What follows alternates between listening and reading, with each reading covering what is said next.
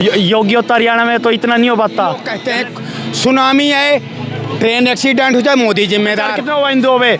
UP में योगी आने से पहले कोई कावड़िया जा नहीं सकता था, पत्थर मारते थे। कई सरकारें हैं कि जो धर्म के नाम पे युद्ध करवा रही हैं। 2047 तक हमारा भाजपा का राज रहेगा। कांग्रेसियों से पूछे कि तुम कहाँ जाओगे? कट्टर कांग्रेस जिनके माँ बाप दादाओं ने कभी कांग्रेस नहीं छोड़ी, वो कहते हैं भैया मोदी को ही हम देंगे।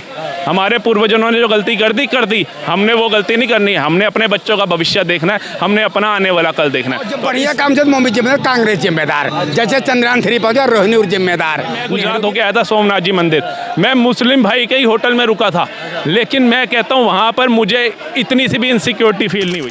के साथ आज हम बात करेंगे 2024 के मुद्दे के बारे में और किसे पसंद करते हैं जो आजकल के युवा हैं उसके बारे में बात करें। सर आपका नाम क्या है? हमारा गर्वित है हरियाणा से। हम जैसे अभी मेवात का देखा, सबने देखा जिस हिसाब से था। इन मुस्लिमों ने क्या करा, हम तो बीजेपी को सपोर्ट करते हैं। जय श्री राम। योगी और हरियाणा में तो इतना नहीं हो पाता।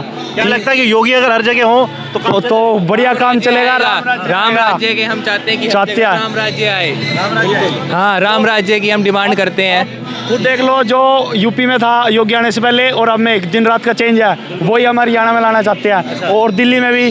हाँ, दिल्ली में इसके बस का कुछ नहीं है, केजरीवाल के बस का। योगी जी उत्तर प्रदेश के मुख्यमंत्री हैं, लेकिन अगर हरियाणा से चुनाव लड़ेंगे तो उत्तर प्रदेश से कौन लड़ेगा? क्या लगता है कि प्रधान सेंट्रल में आने चाहिए?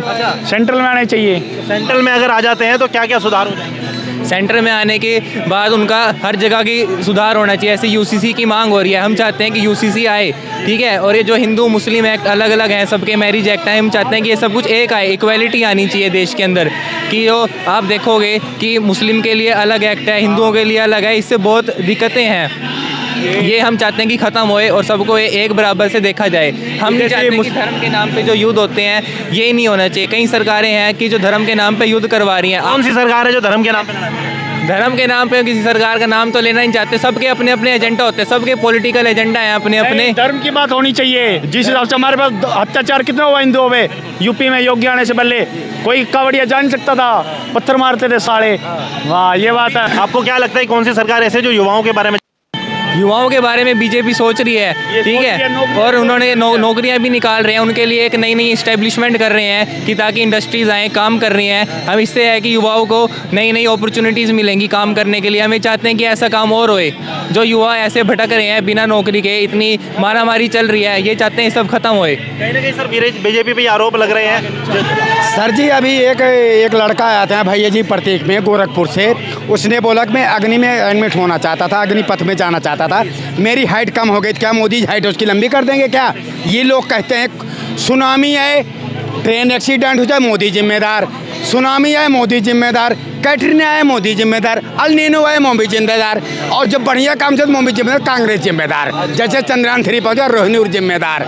आज ये योगी जी की बात करते हैं हमारे उत्तर प्रदेश में। अयोध्या से हूँ मैं, किसी की नहीं बड़ाई बोल रहा हूँ। राहुल गांधी हार गए अमेठी से 55,000 वोट रानी से। क्यों हारे? ये कहते थे हम राजा हैं, साहबजादे हैं, हम कभी नहीं आएंगे। नहीं आओगे, जनता हरा देगी तुझे। उत्तर प्रदेश है, ना कि बिहार बंगाल है, ये उत्तर प्रदेश है। अभी योगी जी की हर जगह डिमांड हो रही है। लोग बोले कि हरियाणा में जा रहे हैं, फ्रांस वाले बुला रहे हैं उनको। आप बात करते हैं योगी जी की। योगी जी है जो छुपे फिके घूम रहे हैं ना, ये दिल्ली में आ गए हैं। आप देख लो कितने क्या हुआ यूपी में। आप बन रहा है, इससे कहीं ना कहीं कुछ ना कुछ घबराहट है। आप इंडिया बोलोगे उसमें डांट लगा के बात किया करो। आप जब इंडिया बोलते हो ना, उसमें डांट है, डांट बोला करो। इंडिया नहीं बोलते। तोड़ दिया उन्होंने डांट डांट डांट डांट आई डांट यन डांट DI EI इंडिया डांट। मैं भाजपा की बात करता हूँ। नरेंद्र मोदी जी भाजपा जो हुई, भाजपा जो भारत है ना। आज देखो साउथ अफ्रीका ब्रिक्स के सम्मेलन में बैठे हो, चीन के राष्ट्रपति सारे बैठे, साउथ अफ्रीका ब्रिक्स सम्मेलन बैठा करो, वहाँ से तुरंत फोन पे बात कर रहे हैं। दो राज्यों में सरकार अपनी थी, मणिपुर में भी थी बीजेपी की सरकार और हरियाणा में भी थी। मैं बात करता हूँ, अगर बात की जाए कि जैसे बीजेपी है तो वहाँ दंगे नहीं होने चाहिए थे। कहाँ दंगे नहीं होने चाहिए थे? जैसे हरियाणा है, मणिपुर है। हरियाणा में कहाँ दंगा हुआ आप बताइए? तो नू में जो दंगा कौन किया? दंगा कौन किया? कौन किया? जब हिंदुओं ने शिवलिंग का निकाले हैं यहाँ पे, तो नूह में दंगा कौन किया? कौन किया? हम क्या मुंह से खोल दें? क्या मुंह से खोलेंगे? आप भी कहोगे मुसलमान का क्यों नाम लेते हो हैं? तो आप देखो क्या हालत हुई उनकी। यही योगी जी हैं उत्तर प्रदेश में, इनसे बोल दो जाके एक पत्थर फेंक दें, इनकी घर की ऊंचा निशा उठा के ऊपर फेंक देगा। यही योगी जी हैं उत्तर प्रदेश में, इनसे बोल दो जाके एक पत्थर फेंक दें, इनकी घर की ऊंचा निशा उठा के ऊपर फेंक देगा, ये भी खत्म हो जाएंगे। ये योगी हैं हमारे। वाला डर सर पहले क्यों नहीं कायम कर पाए? कौन? यहाँ हरियाणा के अंदर अगर पहले से होता तो इतना होता ही नहीं। तो योगी को ला दो यहाँ, फिर 4 राज्य संभालेंगे तो कहाँ संभालेंगे? अब संभल गई ना, नूह में अभी पकड़े गए ना, कट्टे लेके पकड़े गए ना। वहाँ का हमारे जो IPS अधिकारी था उसने क्या बोला था फ़ोन करके कि जितने भी बदमाश हैं घर आ जाएं, कान खोल के सुन लो, उनको भेज दो यहाँ, नहीं तो वो हाल करेंगे जो कभी भारत में हुआ नहीं होगा। तब वो लाके समर्पण करवा रहे हैं कि गीच के ये खट्टर की देन है। हाँ, आप और बोलो। खट्टर जी ने योगी मॉडल को अपना लिया है। बनाएंगे। आप बुलडोजर की बात करते हो, बुलडोजर बाबा की बात करते हो आप। यहीं आप देख ले केजरीवाल जी की छत्तीसगढ़ चले गए प्रचार करने, कांग्रेस की कह रहे हैं कि हम तो नहीं देंगे यहाँ सीट तुम्हारी। ये कैसे 26 पार्टियाँ लड़ लेंगी? एक ही है बस, मोदी और योगी, और सब खत्म हो गए हैं। गठबंधन में बीच में अभी चुनाव होने के बाद कहीं छीना झपटी होगी क्या बीच में? गठबंधन है कहाँ इनका गठबंधन की बात करते हो आप? नीतीश तो बोले हम नहीं, वो तो प्रधानमंत्री की तैयार, वो तो खत्म बोल दिए इनको हैं। इधर आप देखे लालू यादव चले गए गांव, अपने गांव चले गए थे, आप देखे होंगे ना। आप किसकी बात करते हो? जो हमारे मोदी जी हैं, मोदी जी रहेंगे और देश के हमारा राजा हैं। ऐसा राजा बहुत दिन बाद मिला है, बहुत दिन क्या, बहुत सालों बाद। कितना समर्थन मिलेगा सर राजा जी को? मोदी जी को राजा बताया है और है भी, और राजा रहेंगे 2027 तक राजा रहेंगे। आप क्या बात करते हो? 70 तक। अरे भाई 2024 का चुनाव होगा, 2009 तक मोदी जी रहेंगे, 2009 के बाद योगी जी आएंगे, 2047 तक हमारा भाजपा का राज रहेगा। कांग्रेसियस पूछे कि तुम कहाँ जाओगे, और सपाइयस पूछे तुम कहाँ जाओगे। हाँ, ये ढोलक ही बजाते रहेंगे। और जैसा सर ने बताया कि सब कुछ ठीक चल रहा है, क्या लगता है क्या सही नहीं चल रहा है? नहीं, सब कुछ ठीक चल रहा है, सब कुछ चल रहा है। बता तो रहे हैं, क्या बोलते हैं कि उनको साथ साथ भगवान के दर्शन हो रहे हैं। क्या आप सहमत हैं इनकी बातों से? नहीं, बिल्कुल सहमत हूँ। चल रही है, जो भी नियम आ रहे हैं, जो भी कानून, सब कुछ सही चल रहा है। मोदी के टाइम पे सब कुछ सही चल रहा है। मोदी जी ने कहा इस देश को विश्व गुरु बनाना है, उस विश्व गुरु की राह पे चल रहा है देश। सेंट्रल में मोदी जी पूरे देश का एक ही नारा, PM मोदी बने PM दोबारा। मोदी बिल्कुल। क्या पॉजिटिव कारण रहे जिनकी वजह से? ये 9 साल की उनका कार्यकाल बता रहा है, यही सबसे बड़े कारण है। 9 साल के अंदर जितनी तेजी रफ्तार से मोदी जी ने कार्य किए हैं, आज तक की सरकारें कर ही नहीं पाई, भी सफल रही। कार्य उन्होंने किए, ये नहीं कहते नहीं किए, एम्स बने, IIT बने, लेकिन जो रफ्तार मोदी जी की है, आज 9 सालों के अंदर ही हाईवे एक्सप्रेसवे की रफ्तारें देख लो कितनी तेजी से काम हो रहे हैं। वंदे भारत जैसी लग्जरी ट्रेनें भारत में दौड़ रही हैं। विश्व गुरु भारत बनने जा रहा है। देश के पावरफुल देश के प्रेसिडेंट, राष्ट्रपति भारत का लोहा मान रहे हैं। मोदी जाते हैं, उनकी एक झलक पाने के लिए वहाँ के लाखों लोग एकत्रित हो जाते हैं। ऑस्ट्रेलिया जैसे पावरफुल कंट्री के राष्ट्रपति आकर कहते हैं मोदी इज अ बॉस। ये उनको थोड़ी ना बॉस, उनका मान सम्मान तो हुआ 140 करोड़ जनता का मान सम्मान हुआ भारत का। आज भारत का जो पासपोर्ट है उसकी वैल्यू कितनी बढ़ गई। कहता है कि रोजगार के मामले में उतनी सक्सेस नहीं हो पा रही है। देखिए, रोजगार का इनके पास एक कोई मुद्दे हैं ही नहीं। पहले राफेल मुद्दा लेकर गए थे, जनता ने इसको सिरे से निकाल दिया क्योंकि उनको पता है ये फजूल की बात है, इनके पास कोई मुद्दा नहीं है। अब ये ला रहे हैं बेरोजगारी का मुद्दा। अरे बेरोजगारी का मुद्दा कोई आज का है भारत का? जब से हम पैदा हुए तब से सुनते आ रहे हैं, जब से हमारे पिताजी थे तब से वो सुनते आ रहे थे। आज कहीं मुकाम पे तो पहुंचा। 9 साल के अंदर जो लोग धक्के खा कर पटक के भीड़ भड़के में घुस के ट्रैवल करते थे, आज देखो लग्जरी जिंदगी जी रहे। पैसा लगता है, देखो अच्छा खाना खाओगे अच्छा पैसा लगेगा, लेकिन अगर वो कहते हैं बेरोजगारी, हिंदुस्तान भूखा मर रहा है, तो वो लोगों के अंदर भ्रम पैदा कर रहे हैं और कुछ नहीं।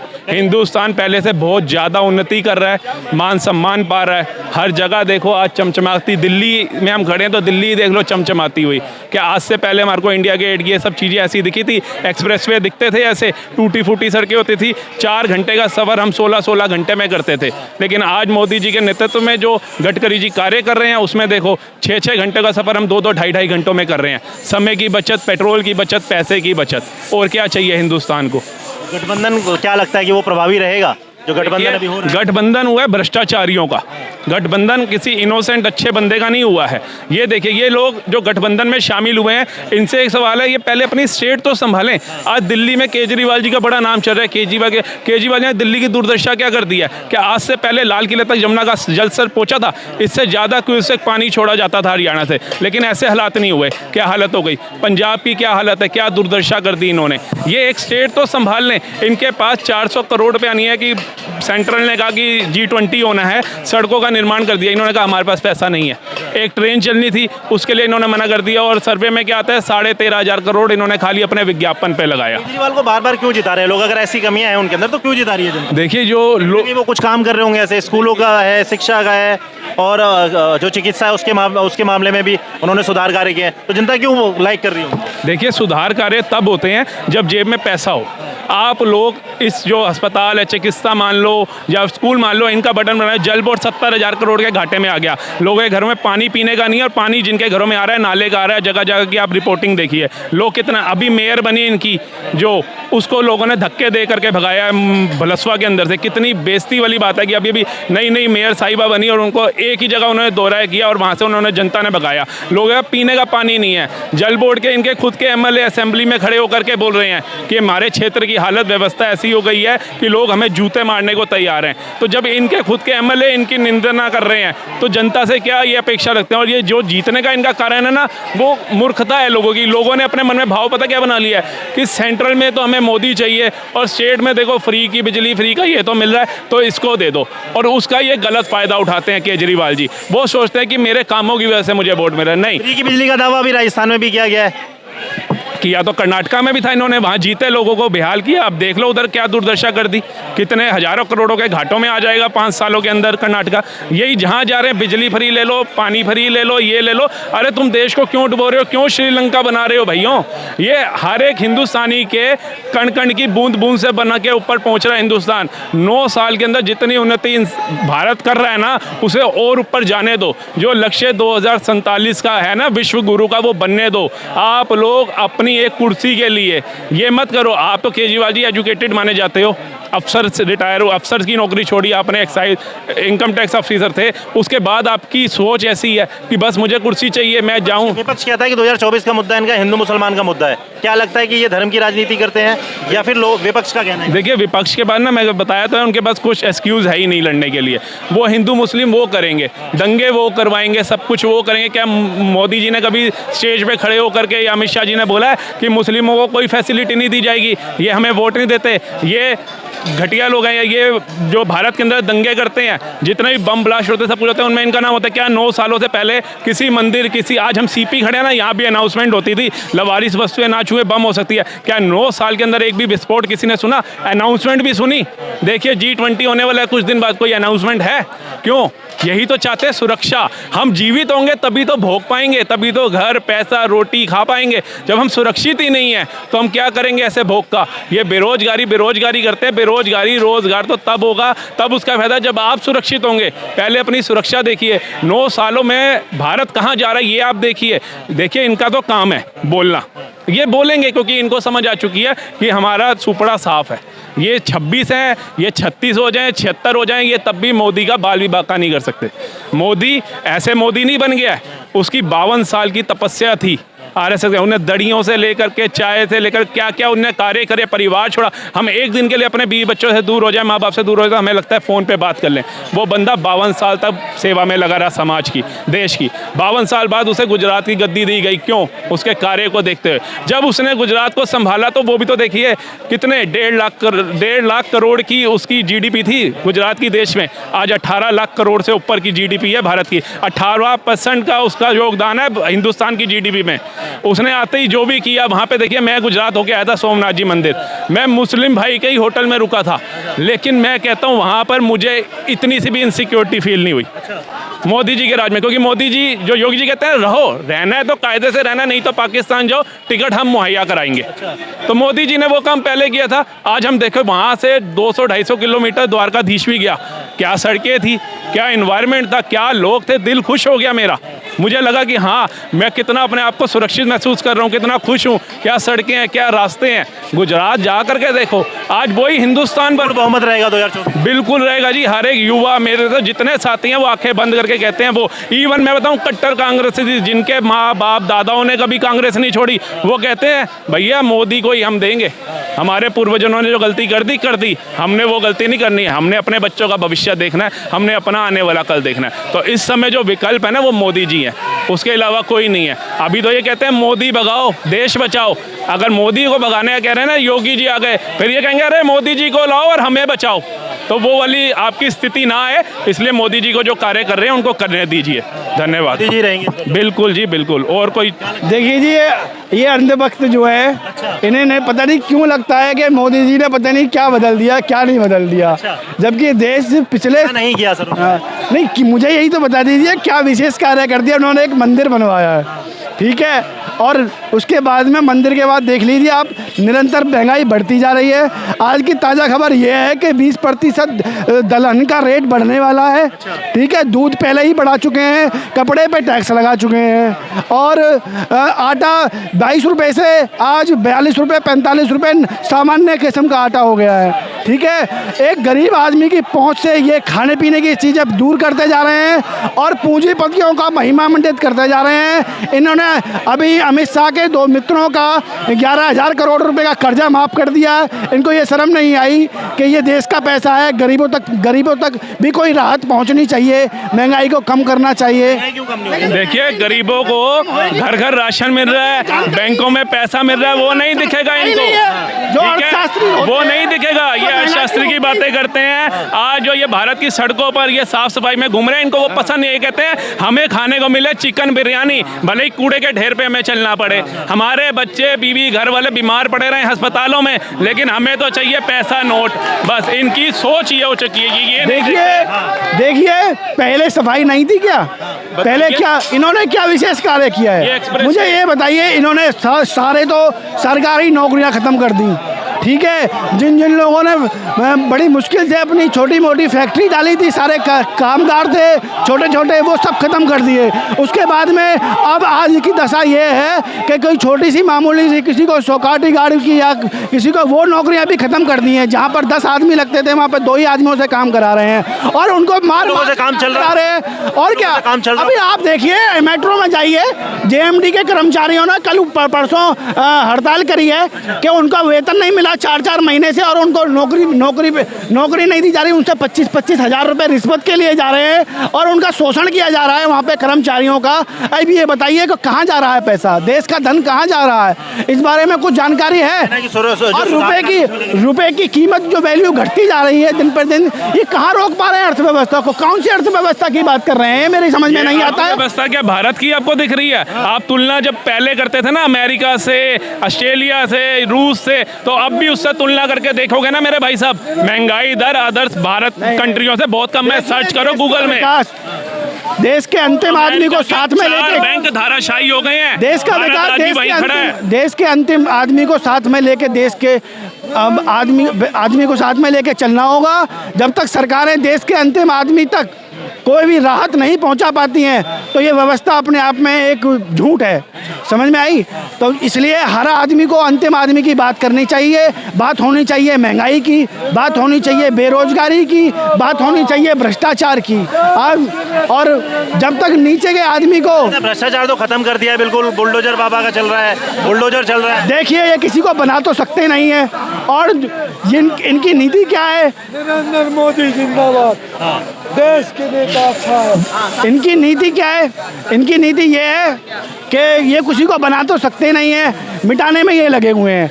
मैं पूछता हूँ, जब तुम बना नहीं सकते हो तो आपको मिटाने का क्या अधिकार है? भारत 5वीं सबसे बड़ी अर्थव्यवस्था हवा में बन गया, कुछ बना ही नहीं सकते मोदी जी। ये बन गया, एक्सप्रेसवे हवा में बन गए, वंदे भारत ट्रेनें ऐसी हवा में बन रही है, मंदिरों के निर्माण हवा में हो रहे हैं। विकास कार्य तो देखिए, विकास कार्य कहाँ हुआ है? वो जो पूर्वांचल का एक्सप्रेसवे है, वो अखिलेश जी ने बनाया था। अखिलेश जी को उसका क्रेडिट जाता है। सुनिए, टोटी चोरी भी सुन लीजिए। अब इनकी जरा बहुत देर से मैं सुन रहा था, ये बहुत देर से वो बोल रहे हैं अखिलेश यादव, सुनिए अखिलेश यादव चोर हैं, मायावती भ्रष्टाचारी हैं, ठीक है। उसके बाद नेशनल हेराल्ड के केस में माँ बेटे दोनों जमानत पे हैं और ये कह रहे विकास का काम नहीं हुआ। 15 एम्स इनके चाचा बना के चले गए, 7 से 15 पे लेके आए। रोड मैप का आप देखेंगे हर 1 घंटे में 33 किलोमीटर नितिन गडकरी की सरकार में बन रहा है रोड। उसके बाद इंफ्रास्ट्रक्चर, मोबाइल, ऑटोमोबाइल 12वें से 30वें नंबर पे आ गया। मोबाइल किस नंबर पे था वो आज दूसरे नंबर पे आ गया। ये सारी अर्थव्यवस्था का ही पार्ट है ना। क्यों नहीं दिखाई देता ये सब? इनको इसलिए नहीं दिखाई देता क्योंकि पेटीएम, सुनिए पेटीएम में 500 रुपए आता है, कांग्रेस के में दफ्तर से जानकारी मिलती है कि हमें बोलना क्या। यही लोग हैं, चंद्रयान 3 सक्सेस हो गया पर विरोध प्रदर्शन ये करना शुरू कर चुके हैं क्योंकि इनको देश से मतलब नहीं। क्या आरोप लगा रहे हैं? इनसे इनका मतलब सीधा है, पहला आदमी भी राहुल गांधी, लास्ट आदमी भी राहुल गांधी, ठीक है। गांधी परिवार से ही इनका नेता बनेगा, राहुल गांधी उन्हीं की इनको चाटना है। तो गठबंधन से क्या लगता है कि कुछ दबाव पड़ेगा कि नहीं पड़ेगा? गठबंधन इन्होंने 2019 में भी हाथ जोड़ के बेंगलुरु में खड़े हुए थे, वहां कुछ नहीं कर पाए, तो इस बार क्या कर पाएंगे? इस बार इनका लड़ाई है भ्रष्टाचार कैसे अपना बचाएं। सीबीआई ईडी इनके पीछे इसलिए पड़ी है क्योंकि सीबीआई ईडी तुम्हारे इसलिए पीछे तुम भ्रष्टाचारी हो। अगर तुम घोटालेबाजी नहीं करते तो तुम्हारे ऊपर जमानत तुम्हें नहीं मिलती, तुम्हें क्लीन चिट मिलती। तुम भ्रष्टाचार करके बैठे हुए और इसी छुपाने के लिए एक दूसरे अपने विचार छोड़ दिया। कांग्रेस पार्टी से शरद यादव निकले, कांग्रेस पार्टी से ममता बनर्जी निकलती है, अरविंद केजरीवाल कांग्रेस के खिलाफ खड़े होते हैं, ठीक है। अरविंद केजरीवाल का बक्सा गायब हो जाता है, ठीक है। नीतीश कुमार कांग्रेस क्या नाम है जनसंघ से निकलने के बाद हर पार्टी से वो करने के बाद कांग्रेस का विरोध करने के बाद वो उनसे मिलते हैं। तो ये सारे विरोध प्रदर्शन करने के बाद उसी से हाथ मिला रहे हैं जो भ्रष्टाचारी से मिला और देश का शेर अकेला उनसे लड़ने के लिए तैयार है। वो जानता है, ये जानता है कि मोदी आएंगे तो 2024 में ये सारे बागड़ बिल्ले जेल में जाएंगे। अगर मोदी आते हैं तो 2024 में सारे